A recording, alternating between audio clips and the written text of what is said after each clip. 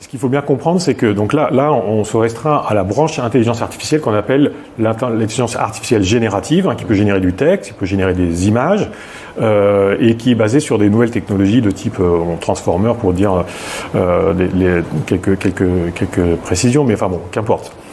Donc ces nouveaux outils d'intelligence artificielle ne sont pas intelligents au sens humain du terme, c'est-à-dire qu'ils ne maîtrisent pas, ils ne manipulent pas du sens.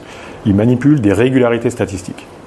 Et donc, pour le dire rapidement, ce sont des outils informatiques qui ont absorbé des quantités énormes de données, qui ont une architecture très sophistiquée et très remarquable, qui est capable d'interpoler ces données, c'est-à-dire vous lui donnez une photo de chat, une photo de chien, de trouver quelque chose qui est intermédiaire, qui serait en gros un chat-chien par exemple, ou vous donnez une chanson de Bob Dylan et une chanson et un poème de Baudelaire, et il sait faire le mélange entre les deux.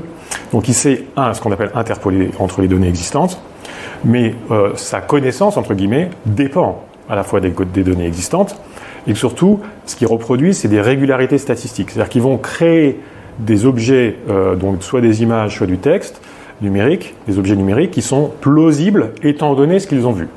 Donc de là, il y a deux choses. La première chose, c'est que, étant donné la base d'apprentissage, c'est-à-dire l'ensemble des exemples qu'ils ont vus, si cette base d'apprentissage est biaisée, ce qu'on a pu détecter, enfin, je veux dire, la communauté d'intelligence artificielle, dans de nombreux cas, à ce moment-là, les réponses vont être biaisées, donc dans un sens ou dans un autre, et quand bien même, en fait, la base d'apprentissage serait en gros contrôlée, avec pas forcément des fausses informations, ce qui est dit est quelque chose de plausible, ce n'est pas la vérité. Il n'y a pas de vérification de vérité. Alors, c'est des choses sur lesquelles les chercheurs en IA travaillent actuellement, c'est en cours, mais avant qu'on arrive à avoir un résultat fiable, c'est déjà déployé en fait du côté des citoyens. Et c'est ça qui pose problème.